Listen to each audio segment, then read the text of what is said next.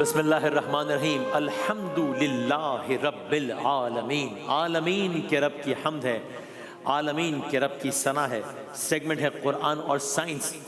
پہلے دن ڈسکس کیا یہ سورج کیسے بنا تھا، کل ڈسکس کیا سورج کے بننے کے نتیجے میں یا اس کے بعد زمین بنی، زمین کیسے بنی تھی، اور آج اس سورج کی، ہمارے علاقے کے سورج کی تماست اپنے عروج پر ہے، لیکن چاند نہیں ہے۔ یعنی ابھی ہم تخلیق کی بات کر رہے ہیں نا، گویا آسمان ادھورا ہے، یہ چاند کیسے آیا، یہ چاند کب آیا، یہ چاند کہاں سے آیا، یہ چاند کیوں آیا، یہ نہ آتا تو کیا ہوتا، یہ ہے تو کیا ہے۔ آج جانتے ہیں کائنات کی حیرت انگیز کریشن سٹوریز میں سے ایک چاند کی کریشن سٹوری یا چاند کی پیدائش کی داستان۔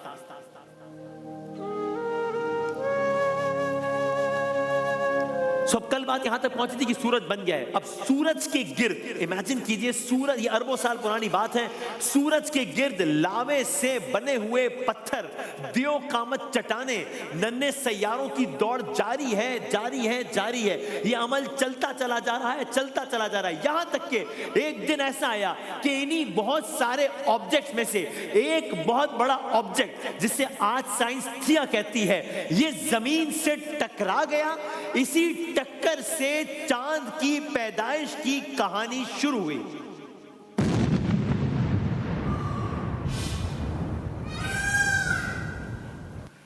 یہ تقریباً کوئی 4.5 ارب سال پہلے کا واقعہ ہے۔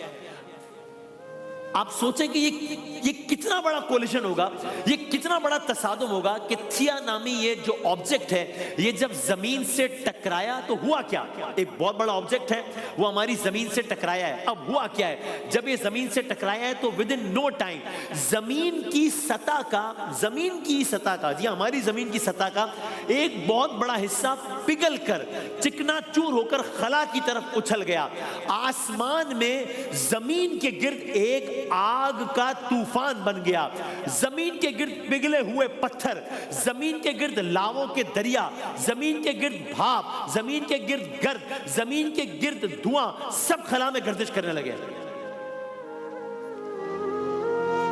تو اب ہماری زمین کے آس پاس ایک عجب سا ماحول ہے، چونکہ ایک بہت بڑا ٹکراؤ ہو گیا ہے اور اس ٹکراؤ کے نتیجے میں زمین کا ایک حصہ زمین سے الگ ہو گیا ہے اور اب بہت ساری چیزیں زمین کے گرد گردش کر رہی ہیں۔ بظاہر یہ لگ رہا ہے کہ یہ تو تباہی ہے، یہ تو قیامت ہے، یہ زمین ختم ہو جائے گی، لیکن جو پہلے دن سرچ کر رہے ہیں، حادثہ نہیں ہے، منصوبہ ہے، ایکسیڈنٹ نہیں ہے، پلاننگ ہے۔ یہ سارے کا سارا منظر، یہ در حقیقت تباہی نہیں تھی، یہ تخلیق کا اگلا مرحلہ تھا۔ جو ٹکڑے زمین سے اڑے وہ کہیں بہت دور نہیں جا سکے، ان میں سے زیادہ تر زمین کی گریوٹی کے اندر رہے۔ اب آہستہ آہستہ گریوٹی نے اپنا کمال دکھانا شروع کیا، یہ چھوٹے چھوٹے ٹکڑے آپس میں ٹکرائے، یہ بڑے بڑے ٹکڑے بنتے گئے، کہہ لیں ایک گولا بننا شروع ہوا۔ یہ عمل جاری رہا جاری رہا جاری رہا، یہاں تک کہ یہ گولا اتنا بڑا ہو گیا کہ ایک نیا آبجیکٹ وجود میں آ گیا۔ یہ آبجیکٹ ہمارا چاند تھا۔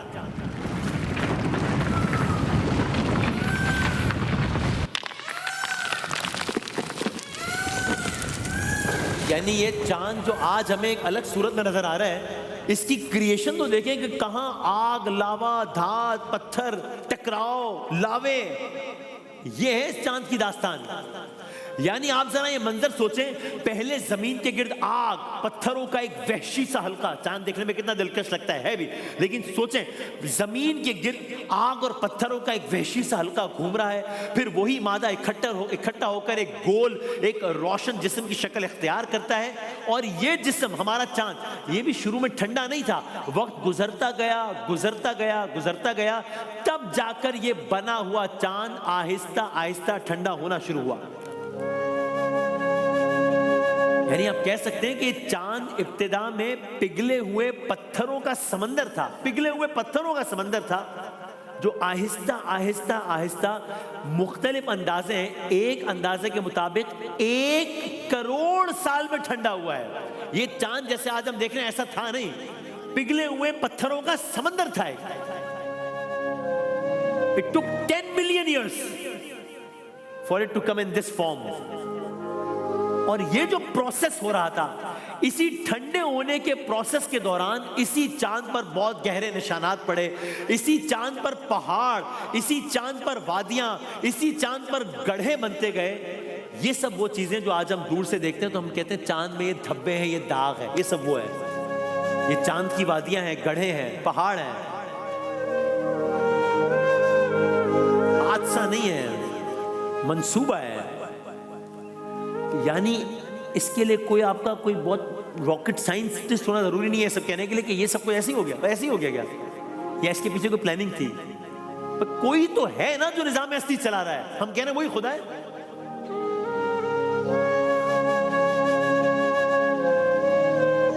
آپ ذرا اس کو ایک جذباتی اینگل سے دیکھیں، زمین کا ایک حصہ ٹوٹ کر آسمان میں جا کر واپس ایک نیا آبجیکٹ بن جائے، اور پھر وہی آبجیکٹ اربوں سالوں بعد ہم انسانوں کے لیے حسن، محبت، شاعری، کیلنڈر، عید، رمضان، اس کو دیکھ کے رمضان شروع کریں، اس کو دیکھ کے رمضان ختم کریں، حج اس کا نشان بن جائے۔ حادثہ نہیں ہے، منصوبہ ہے۔ یہ کوئی اتفاق لگتا ہے یا کوئی بہت ہی گہرا نظام لگتا ہے؟ کون ہے جو یہ نظام چلا رہا ہے؟ وہی خدا ہے۔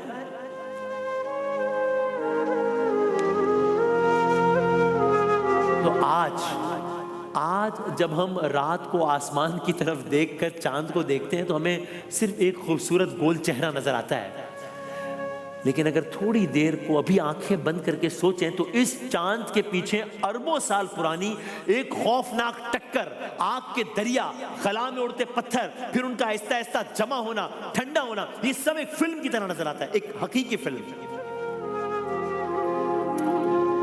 اور اس فلم کا ایک خوبصورت جملہ یہ ہے کہ یہ چاند کوئی الگ چیز نہیں ہے، یہ خود زمین کے ہی جسم کا حصہ ہے جو آسمان پر جا کر ہمیشہ کے لیے ہماری دنیا کا محافظ بن گیا ہے، ہمارا ہم سفر بن گیا ہے۔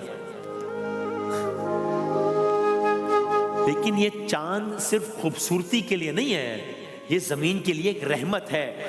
یہ چاند ہے جو ہمارے سمندروں میں لہریں بناتا ہے، حادثہ نہیں ہے، منصوبہ ہے۔ یہ چاند ہے جو ہمارے موسموں کو متوازن رکھتا ہے، حادثہ نہیں ہے، منصوبہ ہے۔ یہ چاند ہے جو ہمارے زمین کے جھکاؤ کو مستحکم رکھتا ہے، حادثہ نہیں ہے، منصوبہ ہے۔ یہ چاند نہ ہوتا تو ہماری زمین پرسکون نہیں ہوتی، حادثہ نہیں ہے، منصوبہ ہے۔ یہ چاند نہ ہوتا تو موسم اتنے مہربان نہ ہوتے، حادثہ نہیں ہے، منصوبہ ہے۔ یہ چاند نہ ہوتا زندگی اتنی منظم نہ ہوتی، حادثہ نہیں ہے، منصوبہ ہے۔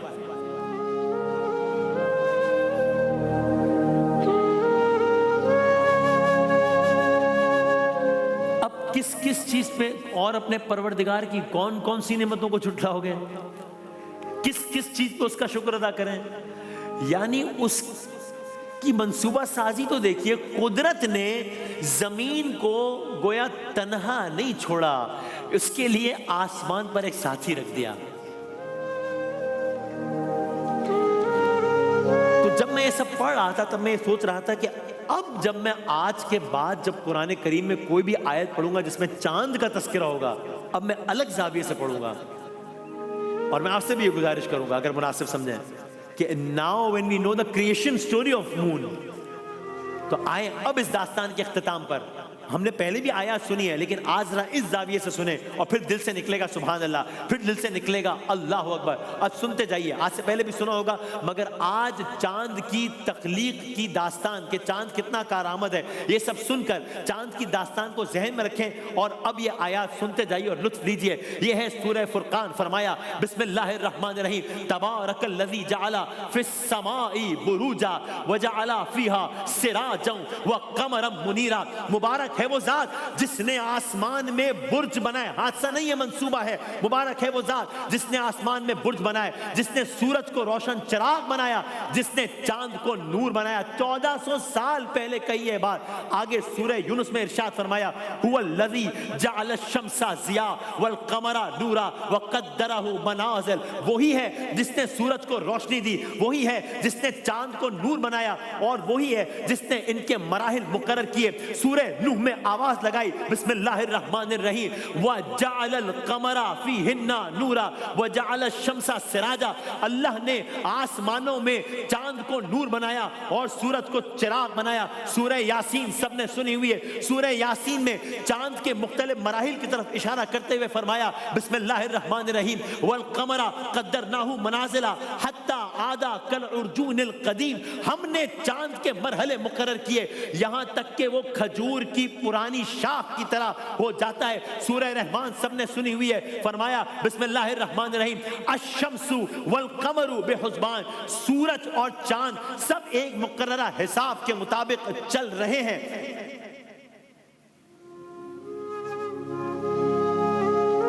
اب یہ ایک الگ داستان ہے کہ جس نے چاند بنایا وہی اس چاند کا جب چاہے گا اختتام بھی ہو جائے گا، اختتام بھی کر دے گا۔ اس لیے روز محشر اس چاند کا کیا عالم ہوگا؟ کہیں فرمایا کہ سورج اور چاند جمع ہو جائیں گے، اور کہیں اس چاند جس کی ہم نے پوری سٹوری سنی ہے وہاں فرمایا وَخَسَفَ الْقَمَرَ، یہ چاند بے نور ہو جائے گا۔